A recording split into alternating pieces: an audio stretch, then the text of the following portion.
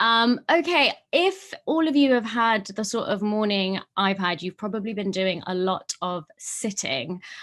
So can I encourage you, if you're able to sort of push your chair back and just take a moment to stand up? If you really don't want to stand up, that's 100% fine as well. Just stay where you are. And maybe just sort of stick your arms in the air and have a good stretch. If this feels incredibly silly, please just ignore me, but I think it feels absolutely amazing and necessary at 11:20 on a Friday morning. Maybe just let your neck fall down, do a bit of rolling, get those shoulders going back. And just shake it all off. And do feel free to come and sit down when you're feeling a little bit stretched out. I really needed that. So if 10 out of 10 is amazing and 0 out of 10 is terrible, can you show me on your fingers how you are feeling right now? So 10, you're feeling really brilliant, 0, completely awful. If you're not happy having your video on, that's fine. Maybe just say in the chat, which I see some of you are doing. Look around at what other people are feeling. Oh, I'm not being honest, I'm here. Okay, amazing. Do have a look at other people. Brilliant. Okay, some people feeling great, some people not so much. That's completely fine. Can you show me how awake you are? So same scale, 0 to 10. Can you show me how awake you are right now?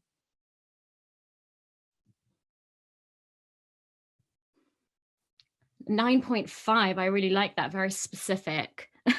Not sure how you show that with a finger. Okay, can you show me how hungry you are? How hungry are you on a scale of 1 to 10? Okay, some people are really already thinking about lunch, I can see. 20, gosh, okay, I will try and get you out of here as quick as possible so that you can all go and have some lunch later. Final question. How important on a scale of 0 to 10 do you think participation is? How important, how powerful do you think participation is? Okay, I feel like there is unanimous agreement from the room, which I love. I love. We all seem to really care about this, which is brilliant. Thank you for humoring me, everyone. To introduce myself a bit more properly, I am Naqiya, and I work with Seenaryo, which is a participatory theatre and play-based learning organisation working with and for refugees and local host communities in Lebanon and Jordan. I don't want to go into great detail about what Seenaryo do, because in today's session, we're here to look at participation, and I want to focus on how all of you can and probably already do use participation in your work and in your lives. So to introduce this topic, I'd like to ask you a question. Can you show me with your fingers, or again, just write in the chat if you haven't got your camera on, how many sides does this shape have? How many sides does this shape have? Oh gosh, we're having lots of answers. 3 sides. Okay. Wow, where are the 5 and the 6s coming from? I'm so curious. Would anyone like to sort of share with me, if you're not saying 3, what you're thinking? Have we got a hands up function, Annie? No? Okay, well, people are putting their hands up in an analog way. Goalmouth Arts, Jeremy, why have you said more than 3 sides? Well, you don't know where, if in space you could have the three on the outside, the 3 on the inside, and then the front and the back. I absolutely love that. I love that. That's very true. Thank you. And can you all, if you're willing, just unmute yourselves for a moment? It'll only be 10 seconds, I promise, and just shout out what shape you see. 3, 2, Triangle. 1. Rectangle. That was always going to be chaos. That's fine. Just Do I want mute to yourselves say again. it could be more than 6 8. because I said 6, but it could be more. It's depending where you are seeing the sides. Maybe you can see the angle, the narrow sides, or you can see the straight line from both inside or from outside. So it could be 9. I love that. I completely agree with you. Thank you very much, all. I am going to share my screen now. If you bear with me, I'm not always brilliant at this tech stuff. Okie dokie. There we go. So all of you took that so much further than I ever could have anticipated, and I really loved that. But to simply teach you that fact, I could have held up my triangle and said a triangle has 3 sides.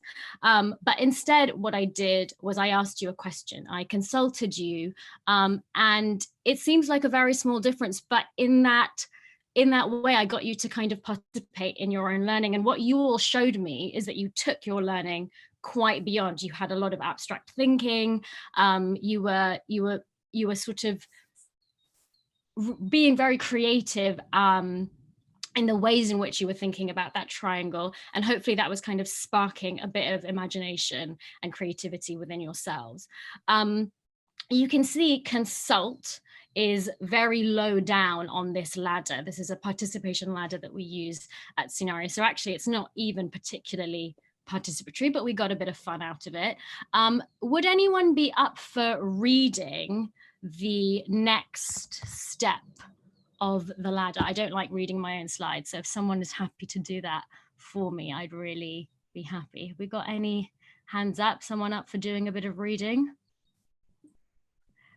Julianne, if you'd like to unmute yourself.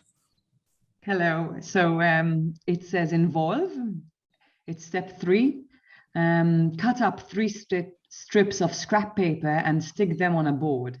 Ask children to come up and help you arrange them into a shape until you have a triangle. Amazing, thank you. Would Julianne, while I have you here, could you also read step 4? Yeah. Collaborate. Number 4, split children into groups and give them 3 strips of paper. Ask them to make a shape. Let them walk around and look at each other's shapes. What do we notice about these shapes? Brilliant, thanks very much. And then just in your heads, everyone, we don't need to read this one out loud, just have a little look at that final one, empower. So just take a moment to read that in your heads.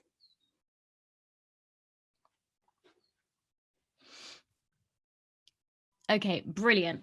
So as you can see with this ladder, at the bottom in form, you're really being very led by the facilitator. They are giving you 100% of the information. Whereas by the time you get to empower, it's up to the participants to really be in charge of their own learning. I don't think that we always need to be at the top of that ladder, but I think it's really useful when we're planning sessions and thinking about how we want to involve people, that we're kind of aiming to get to step number 5, to the top, to the very top of that ladder.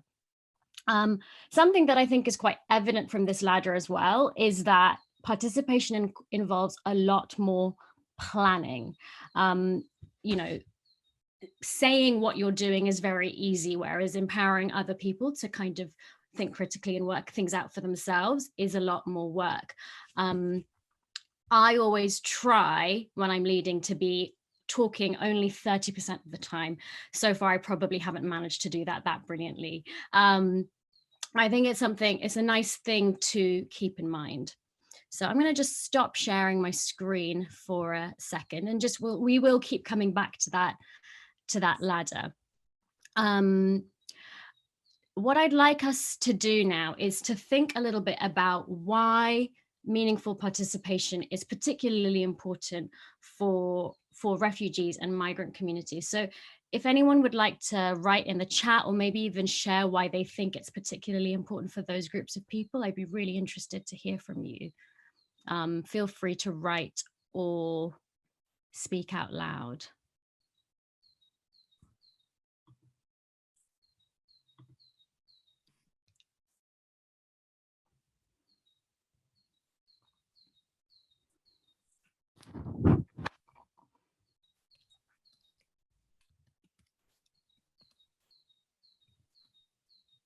Okay, some really nice, some really interesting things coming through on the chat.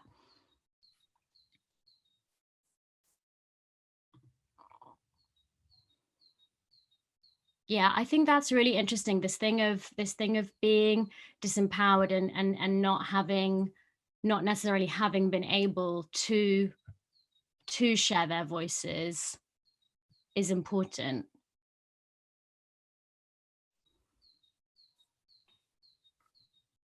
Agency. I completely agree with all of that. I think something that I've often thought about participation is that it's actually quite a political thing, because it allows people to think, breaking the dependence on teachers, facilitators, even world leaders, let's say, and a participatory environment liberates people intellectually, but also much more widely, it allows them to be agents of change in their own lives. You know what I mean? Like they're able to kind of become agents of change in their own lives and in communities and society. And I think that is, for me, a big reason why I think it's particularly important for this group. To break the language. Yeah, really, really agreeing with everything that is being said in the chat here. Thank you. I'm going to give you a small task now. We are just about near the start of the new year, which is often a time, I think I can get away with saying that still, which is often a time where people make resolutions or have a wish for the year ahead. In my flat earlier, I found an object which represents my wish for the new year. I feel that I've had a very stagnant couple of years, and this year I'd really like to mix things up, which is why I've chosen a spoon. So I'm going to give you all a moment to take your headphones off, stop your camera if you like. I can give you 60 seconds to go and find something in the room that you're in that represents a wish or resolution that you have for the year. So just take a moment. You can leave your cameras on if you like, and just come back with that object from your house. Oh, I'm seeing lots of interesting things being brought back.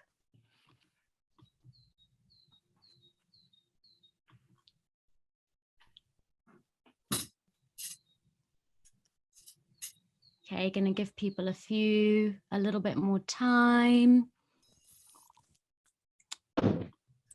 Naqiya, I'm sorry, it is not an object. That's fine. It is not an object. That's absolutely fine. Thank you. Thank you, Jelly. I hope I said your name correctly. Yeah.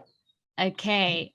Gelly. Gelly. Okay. Well, Gelly, since you were already unmuted, would you like to start and share your choice?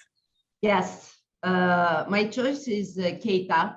I work for the Ministry of Migration, and usually ministries are not participatory spaces. So we created a special secretariat for unaccompanied minors. And we had the idea of creating a mentorship scheme. So we have 3 wonderful new colleagues that are coming with us when we go in field to visit our 72 shelters with unaccompanied minors. So we bring their voices. So it's not me talking with the unaccompanied minors per se, it's Keita and Amadou and Hadi. So we try to become more participatory, even if we are a ministry, which is something very new for Greece. That's brilliant. I'm so thrilled to hear that that's something that you're aiming to do. And I think it's so important. So thank you for sharing that Kelly. Would anyone else be up for sharing what their object is and why they chose it? Give me a little wave if you're up for it. Jamie Balfour Paul, would you like to share with us? Yeah, I have it's just a ring here, which is one of because we do magic shows and workshops for refugees. Mm-hmm. And this is just a symbol of one of the tricks we do and it's also a nice sort of symbolic thing. It's about circle and joining together. Wonderful. I like that a lot. Thank you for sharing, Jamie. Anyone else who's up for sharing? We've got a wave over there. I can't see your name, but you have a beautiful tree background. Would Okay, you like to it's me, Leah. Can you hear me? go for it, Leah? I'm unmuted. Yes, it's Leah. I've got here 2 plants. One's an aloe, or 3 plants actually. 2 are aloe vera plants and one's a money plant. Now, aloe vera is sort of a healing plant, and then there's the money plant. So, so sort of my thing is like to get clients and to get people to participate in their own healing, and also, I don't know how on earth people that are destitute refugees can participate in getting enough money to be able to live. But I would like to think of ways in which they can participate in raising their destitution, the amount of destitution money they get, or they can make governments aware that they have no money. Okay. Thank you. That's thank you for sharing that. Gosh, we've got more people coming into the waiting room. Can I get anyone else to share their object? Zoe, would you like to share? Yeah, mine is the shoe, the shoe that was on my foot. Thankfully, there's no one else in the office with me. Just because I want to do more walking and being outside this year, because it's a thing that since lockdown has been easing, and we've been out in the world more. I've got very used to going out to places, but then just being in places and not enjoying nature. So that's my mission. Your mission for the year. I share that mission with you, Zoe. Thank you for sharing. Can we have a couple more? Because it's just a really nice way to meet lots of you in the room as well. Is that a wave from Bara?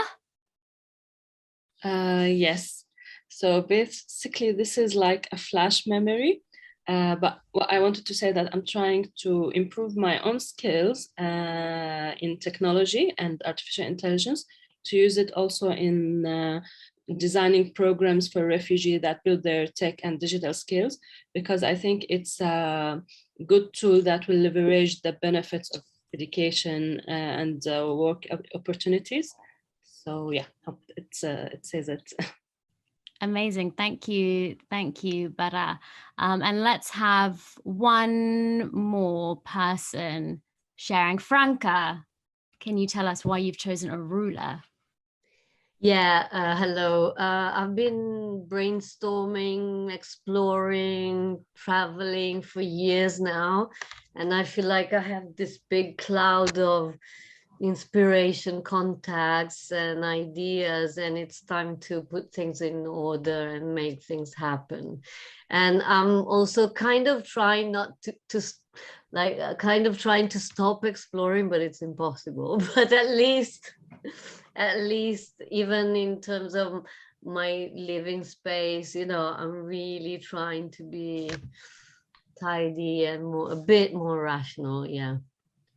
Creating a bit more order from the chaos. Okay, I like that, but it sounds like brilliant chaos. Yeah, it is. That's the problem, because it's really exciting, but at some point it needs to happen, more. I mean, it is happening, but more. Brilliant. Thank you, Franca. Okay, what I'd like us to move on to, having had a chance to meet some people, I'm sorry that we aren't able to meet absolutely everyone, but maybe, well, actually, before we move on, maybe you could all at least just hold up your objects so we can see them, even if we can't hear about what they are. Do have a look at what people are holding up. If you're happy writing in the chat what you've got, that would be lovely as well. Gosh, some really interesting things people have chosen. A lot of plants, and I think what you were saying, Leah, about growth and resonates with a lot of people. Okay, brilliant. What we're going to do, a pen. Okay, great. Thank you, everyone. What we're going to do now is go onto a Jamboard. So I'm just going to share my screen again. Oops, that's the wrong screen. This is what happens when you tell Counterpoints Arts, it's fine, I'll share my own screen. Here we go. This is the one that I meant to do. So if you haven't used a Jamboard before, don't worry. In a moment in the chat, I'm going to send you this link, and you can then just click on that link and you'll arrive at this same page that I'm on.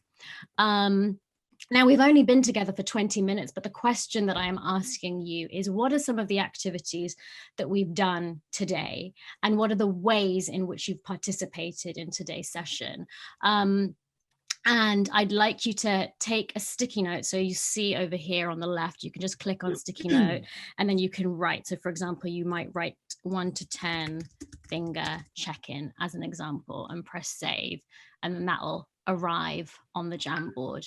Don't worry. So I'm going to send that now to the chat so everyone has access to it. Don't worry if people are writing things that you've already written. It's fine if there are duplicates. But do head over there and start adding your sticky notes. Give people a couple of minutes to just think about what we've done together so far.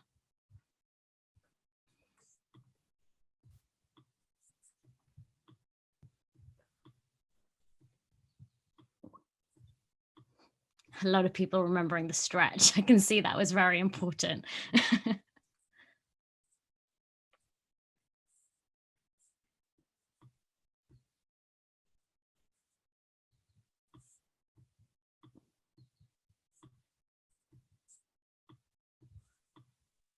Brilliant. And some of them are sort of layering up on top of each other. So if you're able to kind of drag yours away so that we can see.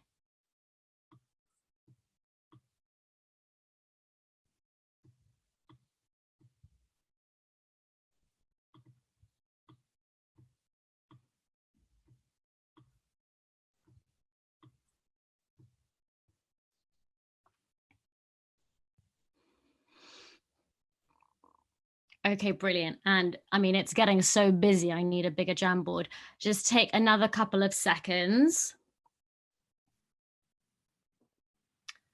And then just writing your last thing. Brilliant. And you can keep that Jamboard on in the background. I'm going to come back and look at all of you. Would anyone like to share something that they thought worked for them and maybe why it worked, or equally something that they thought really didn't work for them? Because, you know, I don't think I'm necessarily an expert. So why something might not have worked for you today? I think that's also a really interesting question. I'd love for people to speak out loud, but if you prefer to chat, that's fine as well. Any waves from anyone about why something might have worked from what we did? Emily, thank you. Hey everyone. I think what I wrote on that Jamboard was that you've given a real range of different ways to participate. And so for some people for whom English might not be their first language or who are not mobile, you've given lots of permission around try this if you want, don't worry if you can't, you know, written things, listening things. So I think having a real range means that everyone can get involved in some way. Thank you for that, Emily. And that was definitely one of my aims going into this. So I'm happy that worked. Is there anything else that anyone felt or noticed? Franca? No, everything was good. I was just thinking, in my experience during participatory sort of events, the challenge is that when you invite people to do something and then you call them out, especially with children, I think it can be really frustrating if someone ends up being a bit ignored for, you know, so that's a challenge. It didn't happen today as far as I know, but I just wanted to mention this. Absolutely. I think that's such a valid point, and I actually am sure that it has happened. I'm sure that I haven't. Yeah, because there's so many people. Yeah. So I was wondering if you have any advice on how to avoid this or on this kind of thing. It would be amazing. Absolutely. I think For me, one of the things I've accepted through work in participation is that actually it's impossible to have everyone participating equally. You have to kind of look at the situation you're in and try your best. Things like the finger check-in at the beginning, I think, is a nice way that everyone can share something without us having to kind of necessarily talk to each person. And that can be nice. I also think there's a reality that sometimes, I think you sort of mentioned this, Emily, not everyone wants to be sharing as much as other people. And so sometimes it's okay if one person has shared a lot and another person hasn't. I don't know if other people in the group actually have any thoughts on this or advice or useful things they found when there's a person who's really not participating or not engaging. Danny.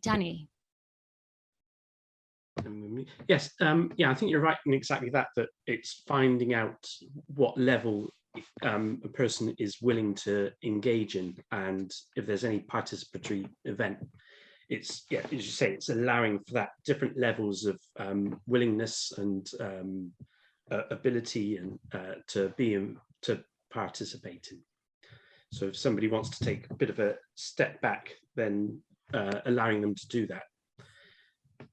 So obviously, I completely agree. Yeah. Yeah, because obviously the alternative to that is some form of coercion. If it's not an option to join in, then it's coercive. Exactly. And I think on Zoom, actually, it's quite easy for people to find where they want to sit. But actually, when you're in a room and you've got everyone in a circle, that can be a lot more challenging if you're kind of going around a circle and there's an expectation that I must. So I think later when we go into our breakout rooms, I think it'd be really interesting to think about ways when you're in a live space to make sure you can allow everyone to be included, but also not force everyone to be included. And then what impact the not forcing everyone to be included has on people who are like, well, I think it's really important that we hear from everyone, like finding that balance is tricky. We've got a few raised hands. Laura Chaubier, I apologize if I've said that wrong. I'd love to hear what you have to say. Yeah, that pronunciation was fine. Thank you. That was just similar, I think, to what the others have said, that not participating and that as an active choice is just as empowering and just as much about agency as somebody fully participating. We shouldn't expect participation to look one way. Completely. And if someone is actively choosing to, in theory, not participate, they've still potentially made an active conscious choice that tells us something. Very different if someone is sat there desperate to do something and for some reason feels intimidated that they can't, that they physically aren't able to, that they're being dominated by others. That's a very different scenario. And that, as a facilitators, I feel strongly we have to try. That's what we're trying to prevent happening. But somebody actively, consciously saying, no, I'm not doing that. That's really important that people are able to do that.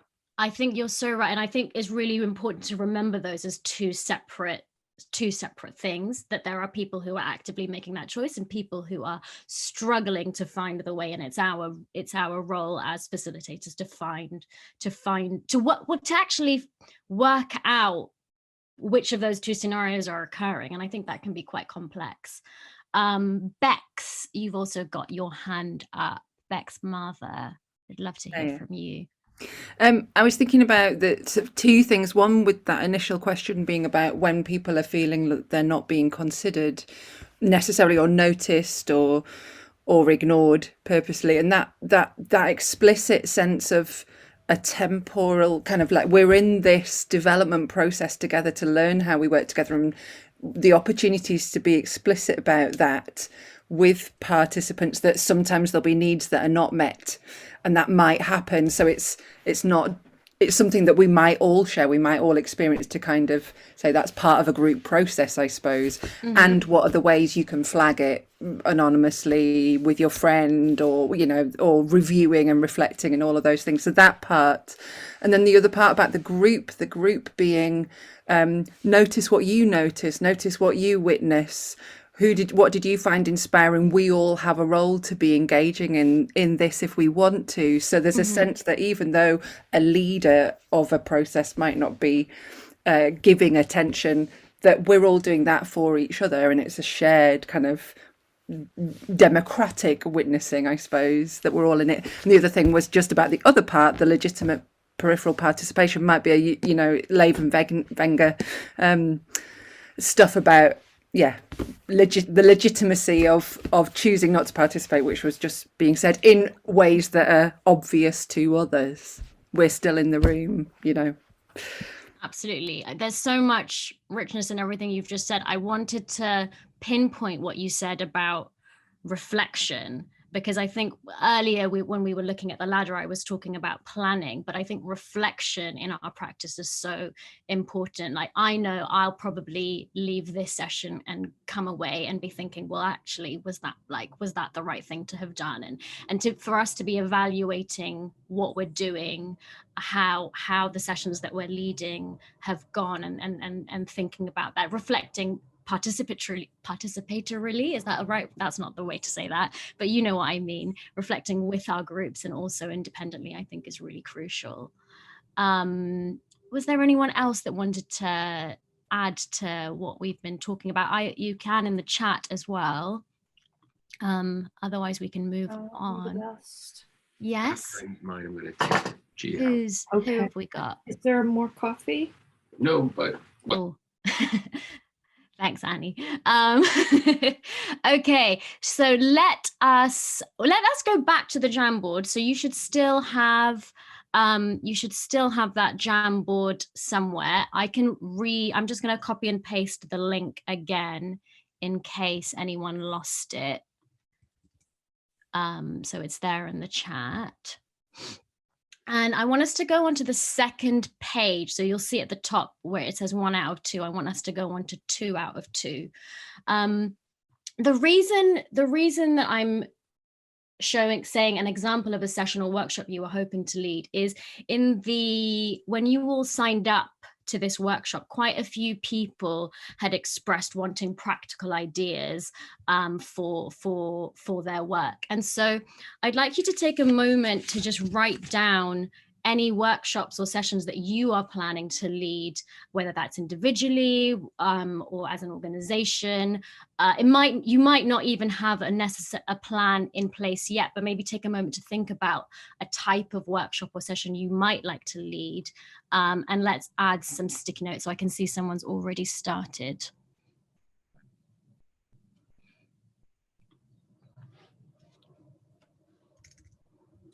So just take a moment to add your own workshops to that Jamboard.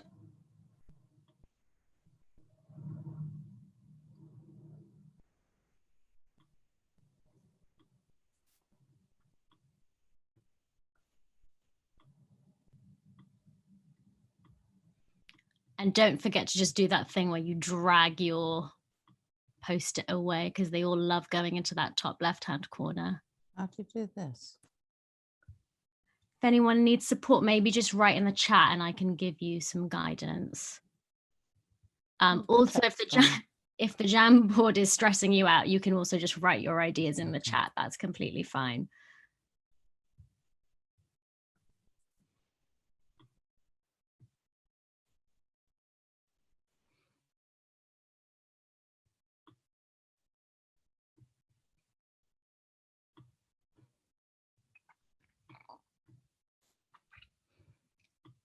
And just taking a moment to write your final thing. And we'll stop there. So just coming back onto the Zoom screen. And in fact, for ease, because just in case anyone didn't manage to get to that Jamboard, I'm actually going to share my screen so you can see my screen now. So lots of you have got workshops or meetings or conferences or sessions that you would like to lead. And in a moment, I'd like you to split into groups. We're going to go into breakout rooms, and I want you to choose one of these. So in your group of 4 or 5, maybe choose one person's workshop. And I want you to think a little bit together about how you might plan that session or workshop or series of workshops in a participatory way. You don't have to come out of this with a full plan, but just sort of taking a moment to come up with ideas together. A lot of you, I think, have a theatre background. I have a theatre background as well, but we've been on Zoom, so we haven't done many theatre games, but please go beyond what we've done today. I know that you'll have better ideas than what I've shared. So Annie, if you're happy to take people into breakout rooms. Yeah, absolutely. How long do we want? 15 minutes? I think 15 minutes would be perfect. And before you all run off, does anyone, do people feel clear about what the ask is? So in a group, choosing one of those workshops and starting to come up with some practical ideas for how you might deliver that workshop. So I can broadcast that again just in the chat, so everyone has that when you get into your breakout rooms. Thanks, Annie. I'll also mention that feel free to come back to the main room at any point if you want to, if just have a bit of time, go to loo, get a cup of tea or whatever you need to do. And then you can always rejoin them if you wish. So with that, I've set them all up. So I will open them up, and we have about 15 minutes and then a 30-minute countdown towards the end so that you don't get pulled suddenly back into the main space without realizing it. Okay, enjoy. Thanks, Annie.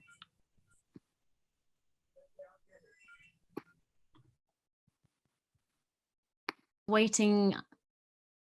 Oh, okay. Just waiting for people to return from their rooms. Brilliant. Have we got everyone back, Annie? Yes, I think everyone is slowly sort of coming back into the main room, which is great. Yeah, I think everyone's back now. Okay, brilliant. Such rich conversations happening, lots of really interesting things in the room that I was in. And I imagine if your rooms are anything like mine, that you went completely off topic, but I think that's kind of the best thing in these conversations, is to work out what it is you want to talk about. And people were bringing up lots of interesting challenges with meaningful participation and coming up with some brilliant solutions as well. Does anyone have something that they kind of discovered in their groups that they think it would be interesting, useful to share? Because I'd love to hear about some of the conversations that were happening. Jamie, do tell us. Yeah, I think because we focus on kids in our discussion, which we maybe haven't done today and enough. So how a kid who doesn't want to participate or speak out loud, how you can engage them. And so we talked about walking and a chance for sort of one-to-one discussions. We talked about theatre and having an actor to bring it to life, but encouraging the kids to engage with that actor in different ways, not just talking. And on the magic, we talked about performance. It's often a way that the kids suddenly come to life and they want to perform. So yeah, some ideas for how to improve the participation of kids who don't always want to talk.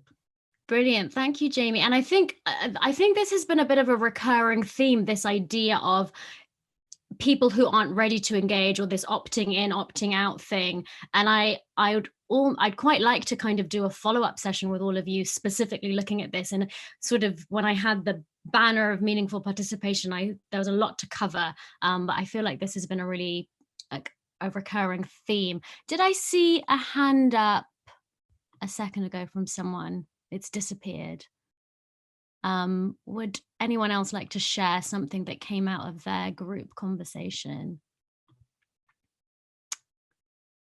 I swear I saw a hand up. I'm just sort of scrolling through the screens now.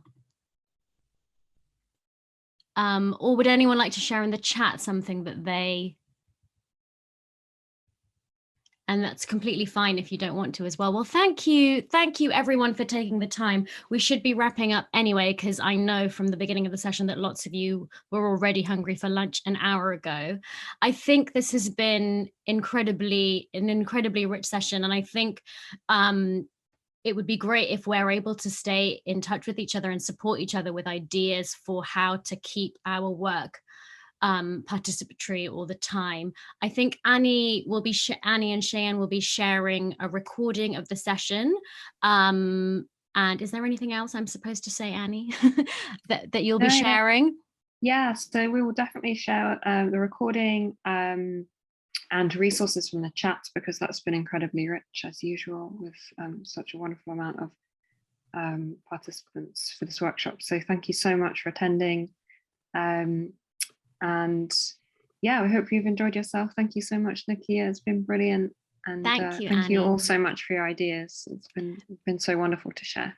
Just before you all head off to eat, can I request that you all just take a moment, if you have a pen, or if you don't have a pen, just write on your phone, just one thing that you learned or rediscovered or want to take away from this session. Just and I do encourage you to actually write it and not just think it. And I've got one for myself as well. So just take a couple of seconds to do that.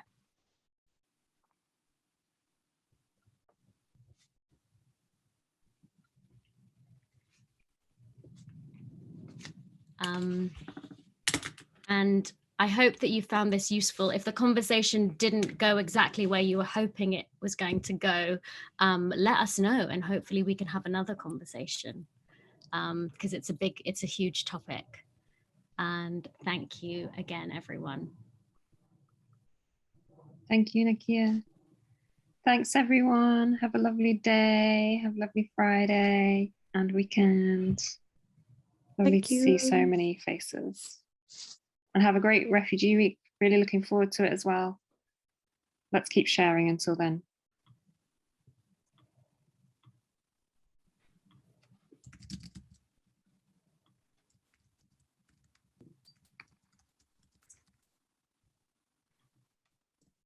I'm also just going to share some contact details in case anyone wants to get in touch with me directly, because a few people are just messaging me on the chat. So I'll just share. And we can also include that in the resources as well, if you're fine with that.